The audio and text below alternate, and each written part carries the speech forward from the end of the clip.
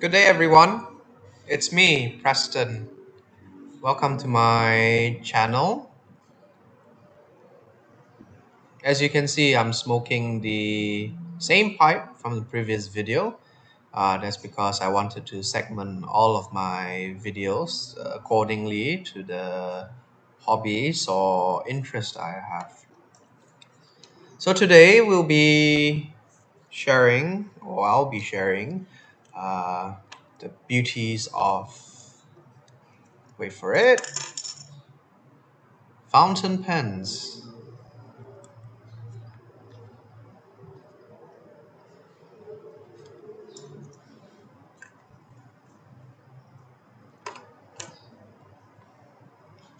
So, fountain pens has been around for more than 100 years, and it is a very unique writing instrument.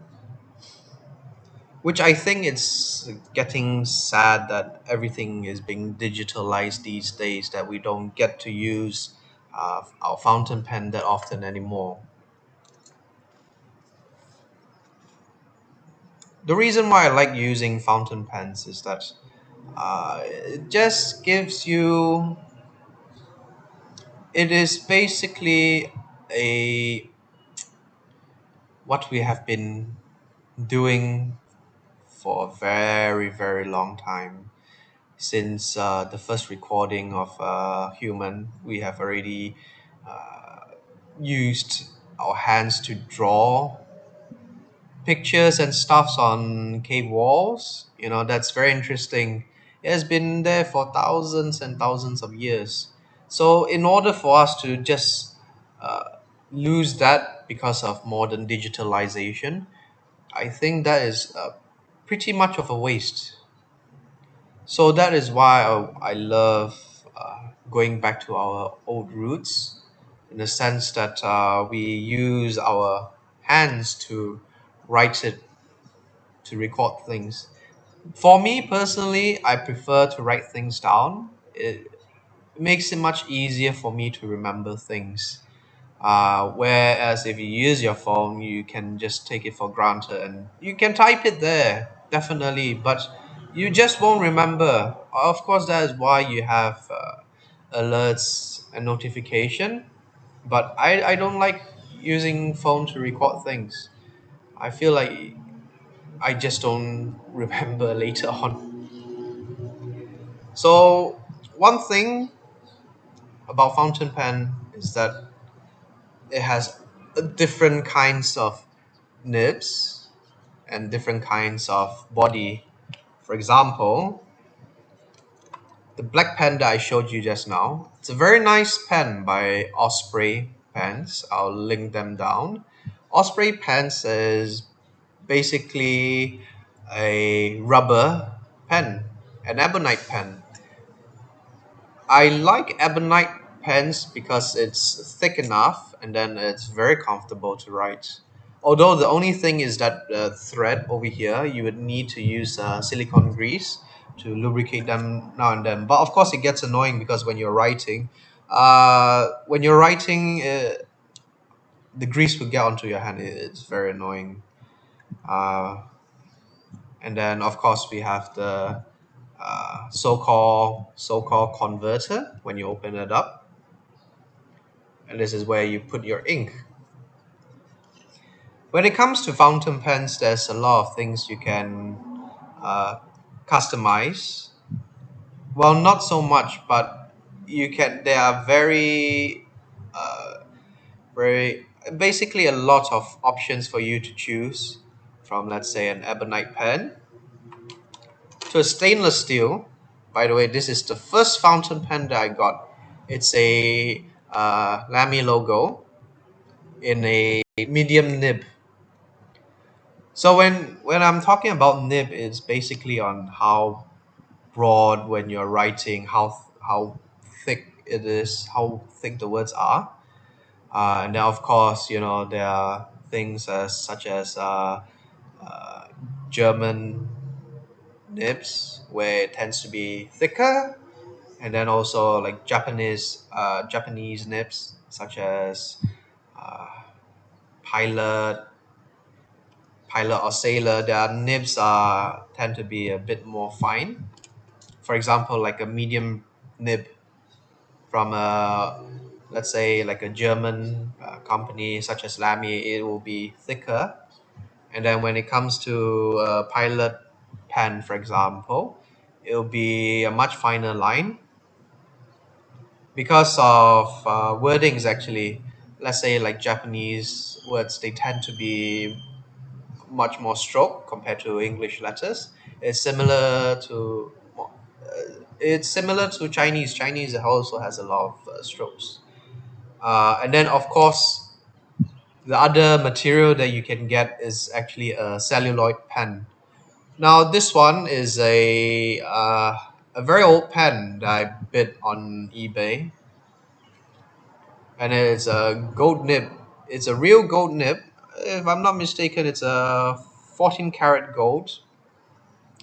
So beautiful thing about gold nib is that it's flexible. It's nice to write. It's very nice to write. I like writing with this pen, but because it's an oak pen, so I try to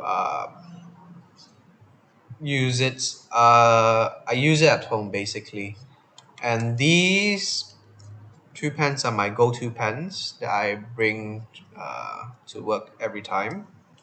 Of course, usually I would have a pen case. I have this custom made,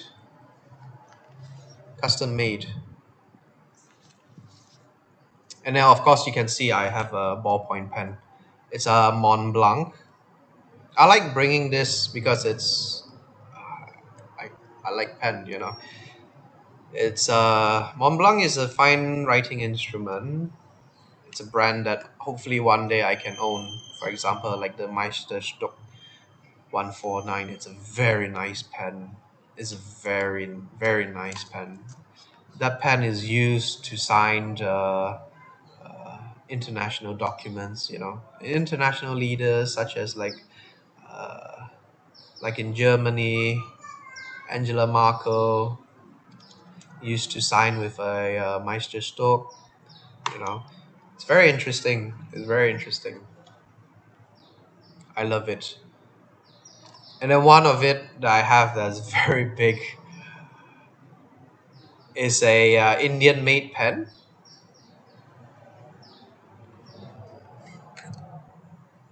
I like this pen.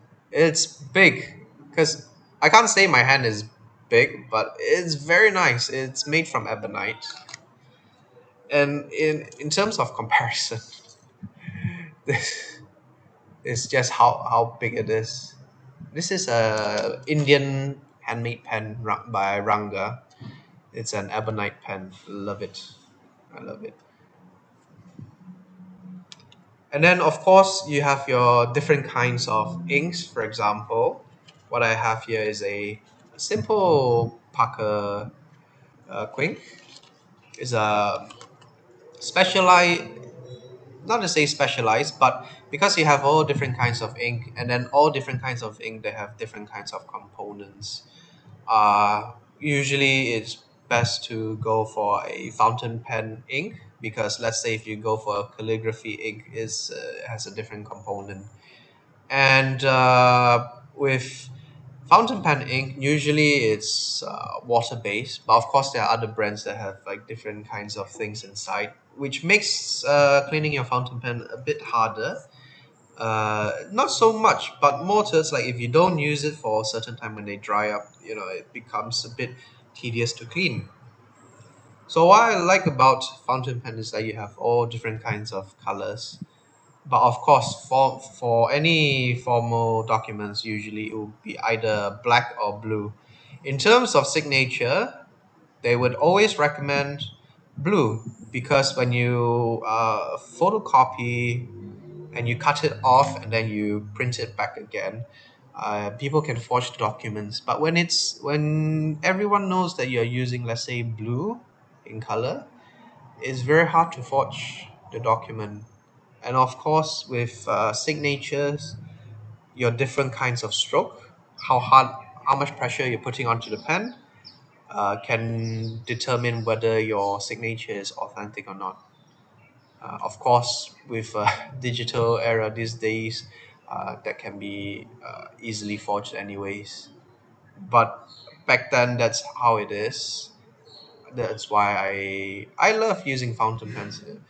Back then, when I first started writing, I had a mechanical pencil, but because mechanical pencil, uh, it's not to say they break easily, but you just don't form, like you don't write as well compared to, let's say, pencil. Pencil, I still enjoy writing with a pencil.